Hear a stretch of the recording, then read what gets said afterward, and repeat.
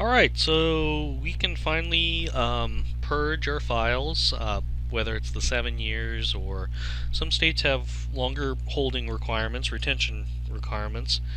Long story short, we can now get rid of files.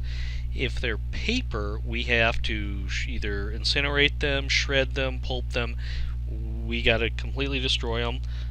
Electronic records must be purged from the servers, so we got to get IT's help, and all backup copies must also be destroyed. Type of termination. So if we have somebody who involuntarily terminated, we fired them or they were laid off. Voluntary resignation means they gave their 2 weeks or whatever the notice requirement is. The final pay must contain all hours worked, if there's any sick or vacation time that's owed, any other compensation. The final pay varies. Oregon is much more restrictive than Washington. If somebody is fired or laid off in Washington, you pay them the next regularly scheduled pay period, payroll. Oregon, there are some exceptions. Typically, you have to pay them within 48 hours. California is even more strict. They need to be paid within 24. And so here's a few states that they've listed.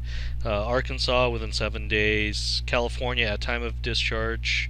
Wow, they did change that. It used to be 24 hours. Colorado immediately upon discharge. Connecticut next business day. So it just varies.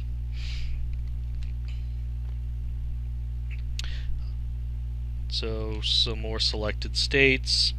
Moral to the story with this chapter is we really need to pay attention to our payroll system, what it can do, what it can't do.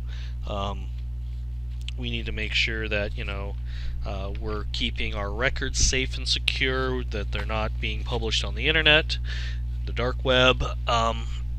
We want to make sure that when an employee terminates, that they are taken care of properly according to state law. And again, each state's different.